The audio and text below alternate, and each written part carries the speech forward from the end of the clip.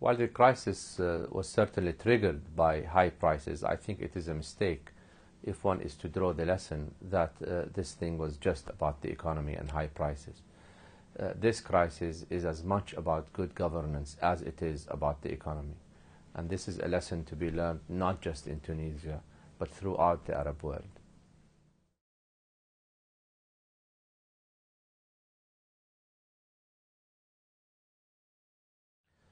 I think it's too early to tell. Certainly, we don't want this to end up the way the Iranian summer of 2009 ended. There's no telling yet. Much of the faces that came back in the new government are old faces.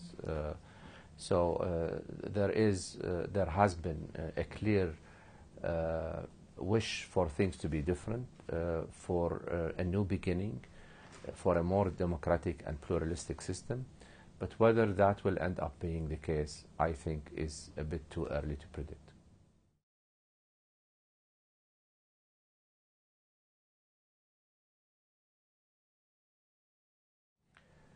The traditional argument that not just the international community, but the traditional forces within Arab society has always put forward is there's nothing wrong. Things are fine. Those that are calling for reform really are just exaggerating the conditions that exist. I think this argument has been fundamentally undermined through what happened in Tunisia. After all, Tunisia is a country that has been doing relatively well economically, a country that has mild opposition, including Islamic opposition. So a country that, of course, has very strong security services. And so it was not supposed to happen in Tunisia.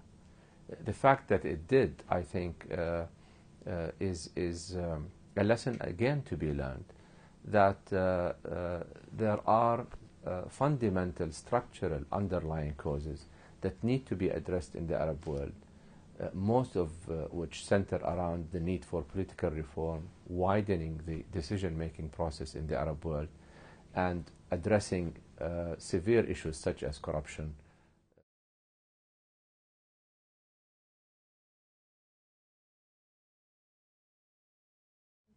The concern, I think, is not whether things will spread from Tunisia or not, but I think that what Tunisia has shown is that things can erupt at any point, not just in Tunisia, but throughout the rest of the Arab world.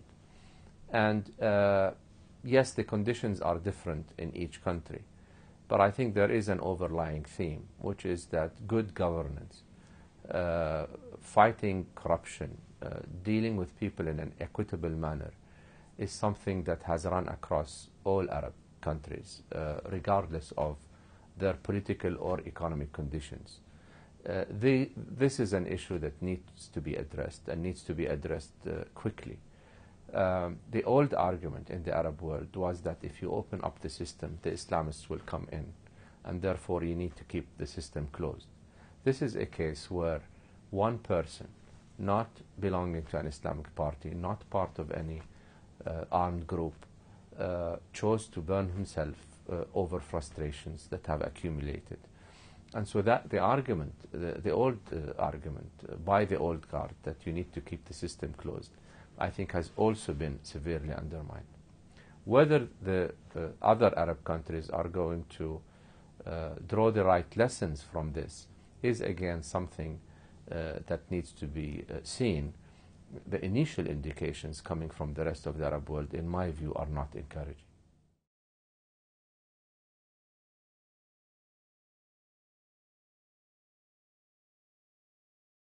I don't think any country is immune, frankly.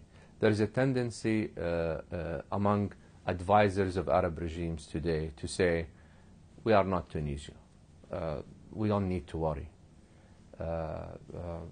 Things are going well. Or another tendency is to say, this is an economic crisis. We can deal with it through short-term measures, such as, putting out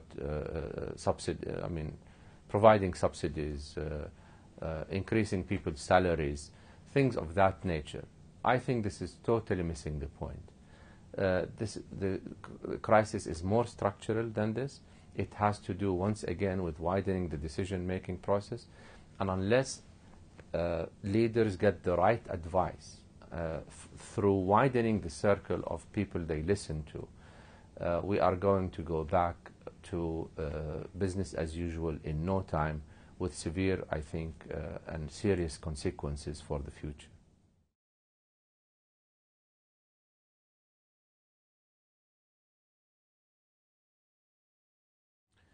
I think there are three very important lessons that the Arab world need to take.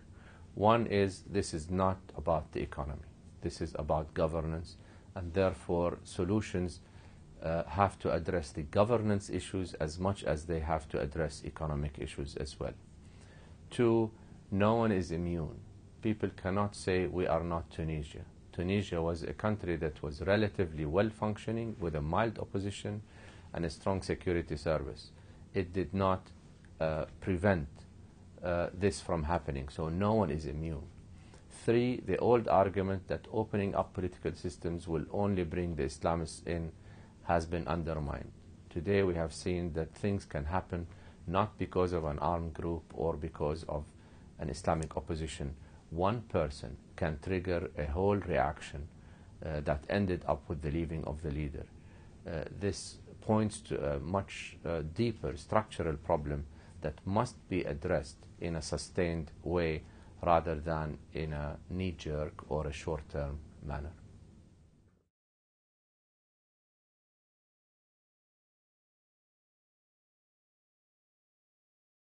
Blind support or looking the other way for practices of regimes such as the one in Tunisia should be revisited. And while reform certainly is a homegrown process that needs to happen from within the country, the international community need not impede or stand in the way of political reform by looking the other way in countries such as Tunisia. Tunisia has been a police state for a number of years. Corruption has been an issue, a well-known issue for a number of years, but it has basically been ignored by the international community. I hope that after the events of the last few weeks, this will no longer be the case.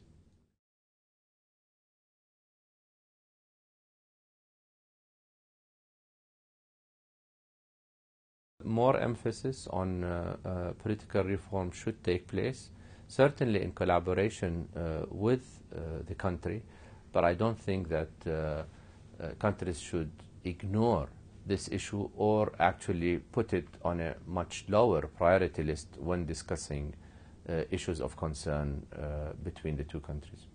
People have this notion that political reform cannot be imposed by the outside, and I certainly agree with that.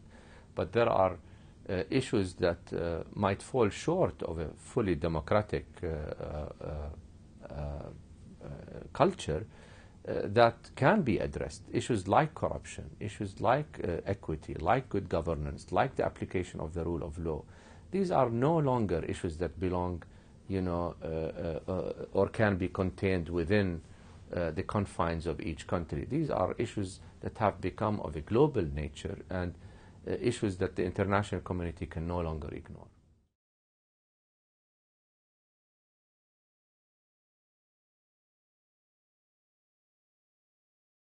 The region is in crisis. We talk about Lebanon and the crisis there, Sudan, and results of the referendum, which will most certainly result in South Sudan seceding from the country. We're talking about Tunisia. We're talking about the succession in Egypt. Those, again, who have argued that the Arab world is not in dire straits and that things are relatively going well, I think that argument has been undermined. I think that we can see very clearly how small events sometimes that can trigger a region-wide crisis. But throughout all these crises, and they are certainly different in nature, one underlying theme connects them all. It is the lack of good governance, the lack of a pluralistic culture, and a lack of a serious respect for the application of law. These are all underlying themes that cut across all these countries, and unless these are addressed and addressed quickly, I'm afraid that we will see more crises taking place in these countries and others in the future.